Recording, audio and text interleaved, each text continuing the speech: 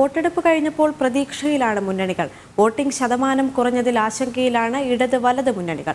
അതേസമയം NDA camp വലിയ ആത്മവിശ്വാസത്തിലാണ്. അർദ്ധരാത്രി വരെയുള്ള കണക്കിൽ സംസ്ഥാനത്ത് 71.16% പോളിംഗാണ് രേഖപ്പെടുത്തിയത്.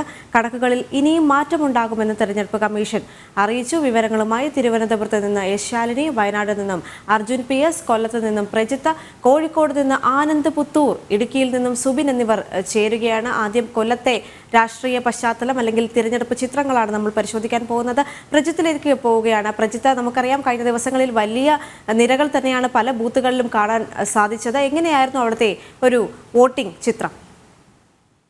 പൊതുവെ കൊല്ലം ലോക്സഭാ മണ്ഡലത്തിൽ വോട്ടിംഗ് ശതമാനം കുറഞ്ഞു നിൽക്കുകയാണ്. കഴിഞ്ഞ തവണ 2014 71, 2019 ആകുമ്പോഴത്തേക്കും 74% പോളിംഗ് രേഖപ്പെടുത്തിയ മണ്ഡലത്തിൽ അവസാന കണക്കുകളിൽ 68.09% മാത്രമാണ് പോളിംഗ് നടന്നിരിക്കുന്നത്. അതായത് ഏതാണ്ട് 6% വോട്ടിംഗ് കുറഞ്ഞിരിക്കുന്നു എന്നുള്ളതാണ് നമ്മൾ ഇക്കത്തോളം ശ്രദ്ധിക്കേണ്ടത്. പ്രത്യേകിച്ച് പുതിയ വോട്ടർമാരടക്കം മണ്ഡലത്തിൽ കന്നി വോട്ടർമാർ ഏതാണ്ട് 4 ലക്ഷത്തിനും 5 ലക്ഷത്തിനിടയ്ക്ക് വോട്ടർമാർ ഉണ്ടായിട്ട് കൂടി വോട്ടിംഗ് ശതമാനത്തിൽ കുറവ് വന്നത് രണ്ട് മുന്നണികളെയും അസ്വസ്ഥരാക്കുന്നുണ്ട്. പ്രത്യേകിച്ച് മുന്നണികൾ വിലയിരുത്തുന്നതിന്റെ അടിസ്ഥാനത്തിൽ ഈ UDFന്റെയും LDFന്റെയും പരമ്പരാഗതമായ വോട്ടുകളിൽ പലരും ആ രീതിയിൽ വോട്ട് ചെയ്തിട്ടില്ല എന്നുള്ളൊരു വിലയിരുത്തൽ മുന്നണികൾക്കുണ്ട്.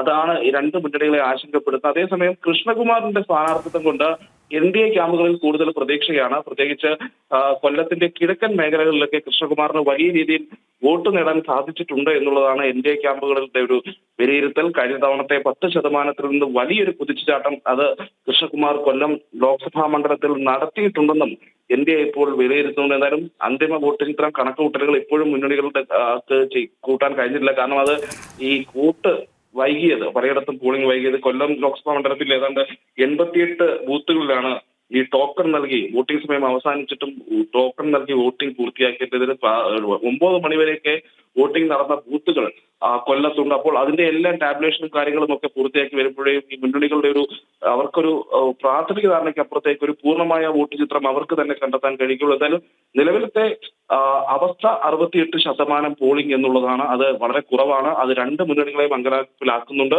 പ്രത്യേകിച്ച് NDA ക്യാമ്പുകളിൽ അത് പ്രതീക്ഷയും നൽകുന്നുണ്ട്. കാരണം ഈ പരമ്പരാഗത വോട്ടേഴ്സ് എന്ന് പറയുമ്പോൾ കൊല്ലത്തിന്റെ തീരമേഖലയിലും കശുവണ്ടി തൊഴിലാളി മേഖലയിലും ഒക്കെയുള്ള ആളുകളുണ്ട്. അവർ കാലങ്ങളായി വോട്ട് ചെയ്തിട്ടും പ്രയോജനമൊന്നുമില്ല എന്നുള്ളൊരു വിലയിരുത്തലും അവർക്കുണ്ട്. അപ്പോൾ അത്തരം ആളുകളിൽ പലരും, പ്രത്യേകിച്ച് ഇവരൊക്കെ LDFന്റെയും UDFന്റെയും പരമ്പരാഗത വോട്ട് ബാങ്കിൽ ഉൾപ്പെടുന്നവരാണ്.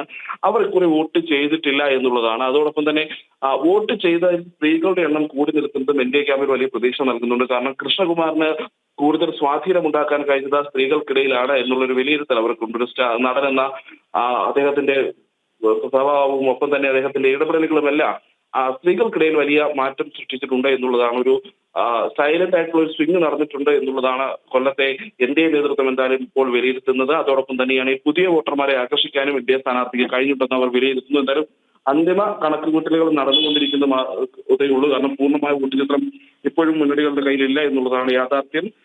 പോളിംഗിന്റെ കണക്കെടുക്കുകയാണെങ്കിൽ 7 നിയമസഭാ മണ്ഡലങ്ങളായ ചവറയിൽ 69.19%, പുനലൂരിൽ 65.32%, ചടയമംഗലത്ത് 68%, കുണ്ട്രയിൽ 69%, കൊല്ലത്ത് 69%, എരവിപുരം 67%, ചാത്തന്നൂർ 67% എന്നിങ്ങനെയാണ് വോട്ട് ശതമാനം വന്നിരിക്കുന്നത്.